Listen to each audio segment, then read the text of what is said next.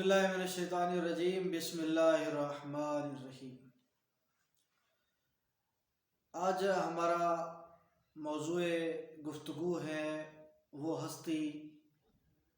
جن کے نام سے 25 رجب المرجب منسوب ہے، اور وہ ہے امام موسیٰ کاظم علیہ السلام۔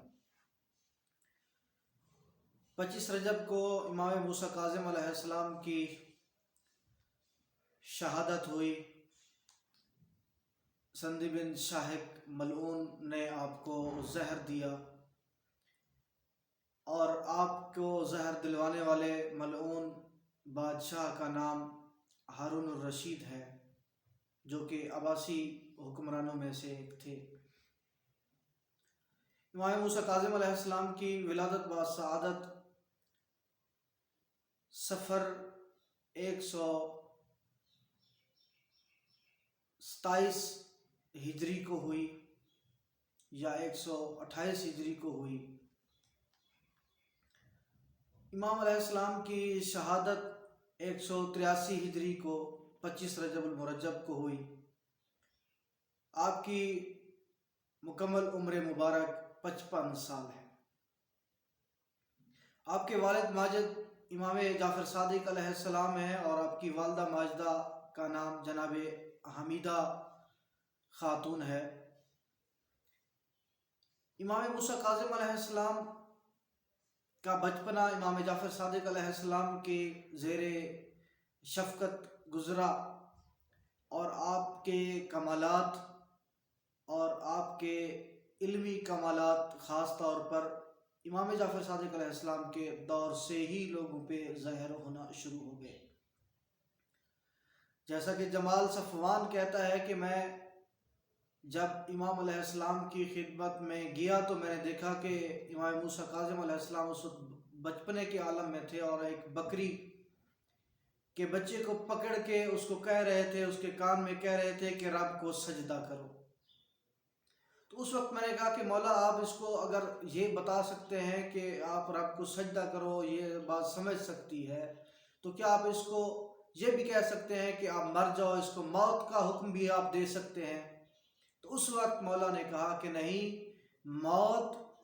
اور حیات اللہ تعالیٰ کے ہاتھ میں ہے، یہ اختیارات پروردگار کے ہیں۔ ہاں البتہ ہم اللہ تعالیٰ سے یہ کہہ سکتے ہیں، مطلب اللہ تعالیٰ سے اس کی موت کی دعا ضرور کر سکتے ہیں۔ تو آپ نے بچپنے میں ہی جہاں آپ نے ایک بچے کو، ایک بکری کے بچے کو اللہ تعالیٰ کا سجدہ کرنے کو سکھایا، اور دنیا کو یہ بتایا کہ حیوانات بھی اللہ تعالیٰ کی عبادت کرتے ہیں، تو ادھر ہی آپ نے مخلوق پہ یہ ظاہر کر دیا کہ اختیارات اللہ تعالیٰ کے کیا ہیں اور انسانوں کے اختیارات کیا ہیں۔ امام علیہ السلام کے دور کے جو ظالم حکمران گزرے ہیں، ان میں منصور دوانکی، جو دوانک مطلب پیسہ، نہایت بخل کرنے والا بخیل تھا اور خزانے جوڑنے والا تھا، اور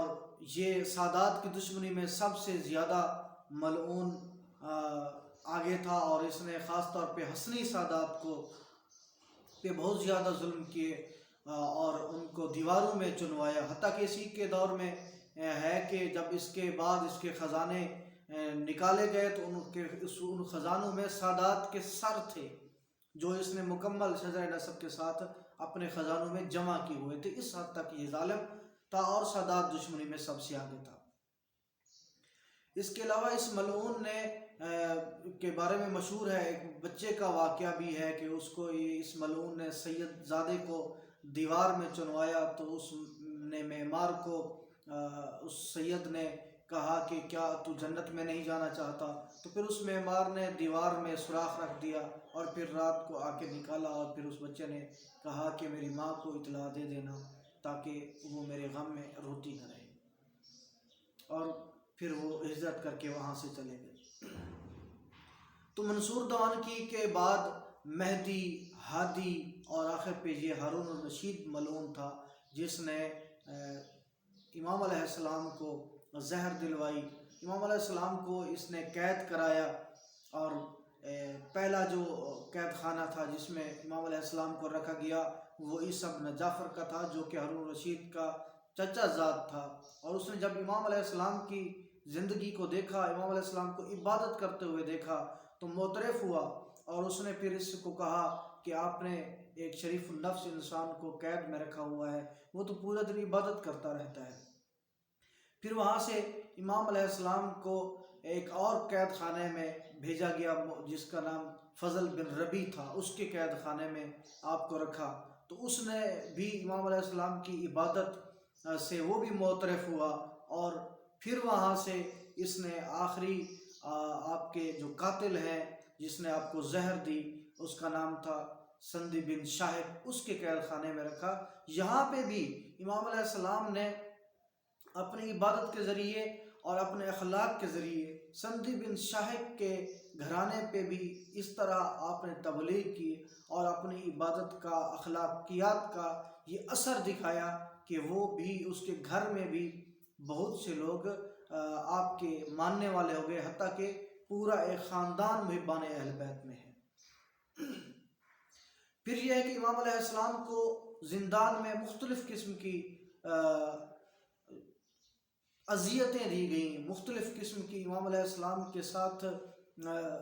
مصیبتیں امام علیہ السلام کو دی گئیں، اور ان میں جو خاص طور پہ تھی، اور مختلف قسم کے ذریعے حربے اور بہانے بنا کر امام علیہ السلام کو شہید کرنے کے مختلف حربے اور بہانے بنائے گئے،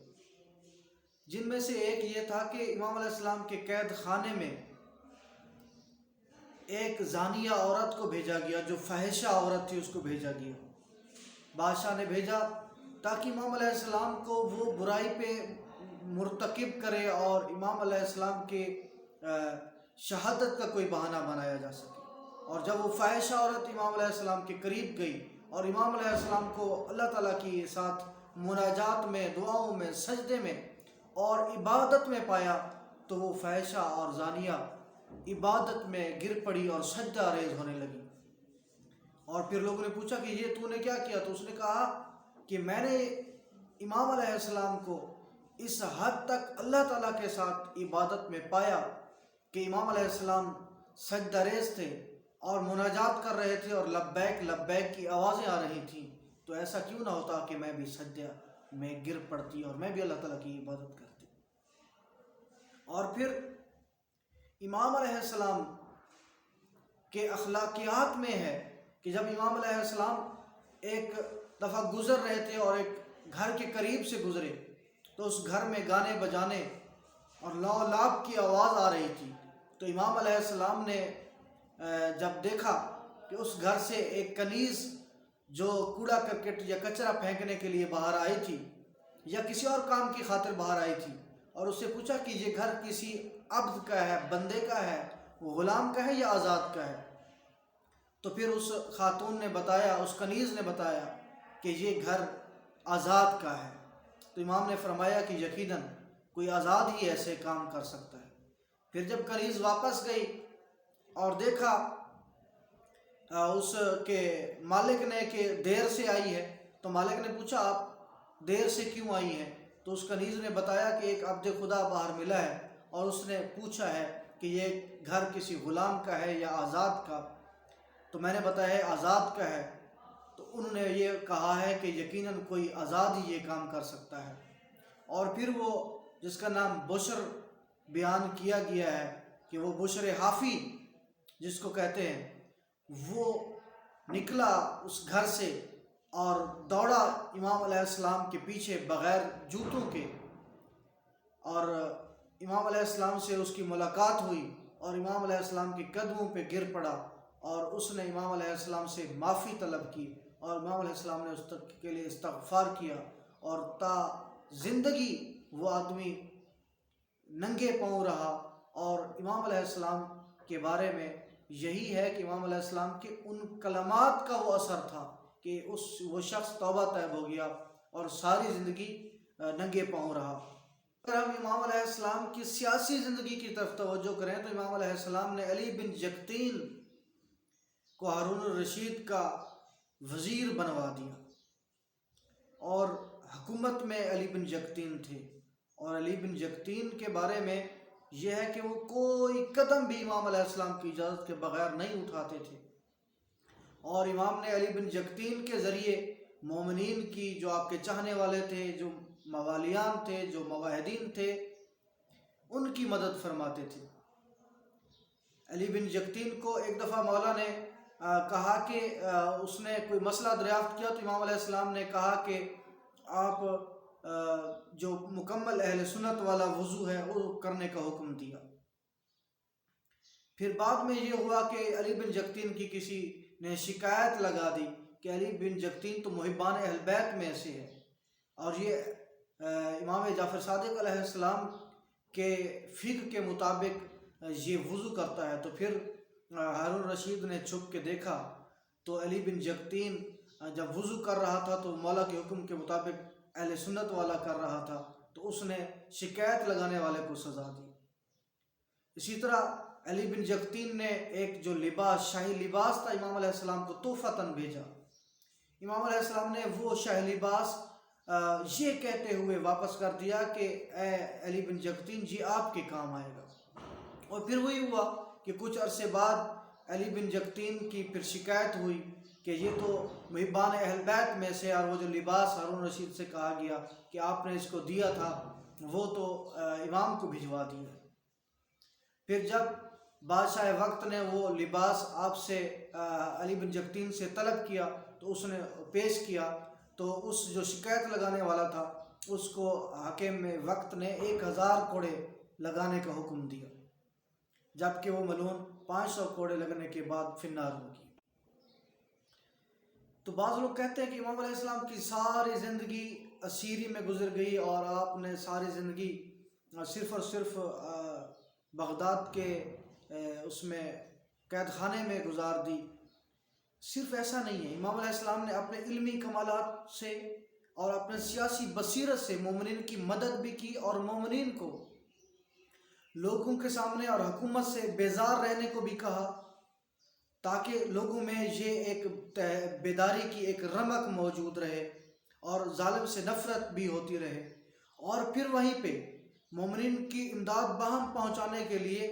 علی بن جکتین کو تقیے کا حکم دیا اور حکومت کا ایک نامور وزیر بھی بنوایا۔ اور وہیں پہ امام علیہ السلام مدینہ سے بغداد، بغداد سے مدینہ خود سفر بھی کرتے رہے حکومت کے طلب کرنے پہ، تاکہ مختلف علاقے کے لوگوں تک جو پیغام ہے ان تک پہنچایا جا سکے، اور مختلف لوگوں سے ملا جا سکے، اور مختلف لوگوں کو تعلیمات محمد و آل محمد سے روشناس کرایا جا سکے۔ اور اس کے بعد یقیناً امام علیہ السلام کی زندگی جو ہے قید خانے میں بہت مشکل گزری ہے، مگر قید خانے میں بھی تبلیغ مولا نے نہیں چھوڑی، اور دین کی تبلیغ کی ہے کہ جس نے بھی مولا کو پایا ہے وہی مولا کا گرویدہ ہو گیا، اور مولا کا مداح ہو گیا، اور مولا کی خدمت اگر کر سکا تو ٹھیک، اگر نہیں بھی کر سکا تو مومنین کی خدمت پہ مولا نے ان کو مامور فرمایا۔ تو علی بن جکتین جیسا مومن جو ہے اس وقت بھی وزارت اور حاکمیت اور حکومت میں رہنے کے باوجود وہ جمال صفوان کا غالباً واقعہ ہے کہ جب وہ ملنے کے لیے گیا تو اگر اس کے پاس وقت نہ تھا اور اس نے بے رخی اختیار کی تو مولا نے بھی اس سے بے رخی اختیار کی، تاکہ علی بن جکتین کو یہ معلوم ہو سکے کہ یہ وزارت اور یہ حکومت جو ہے امام علیہ السلام کی تابعیت میں ہے، تابع ہو کے کرنی ہے۔ اور پھر دوبارہ اس سے معافی کا حکم دیا، اور اس نے جا کے علی بن جکتین نے جمال سے معافی مانگی، اور امام علیہ السلام نے علی بن جکتین کو بھی معاف کر دیا۔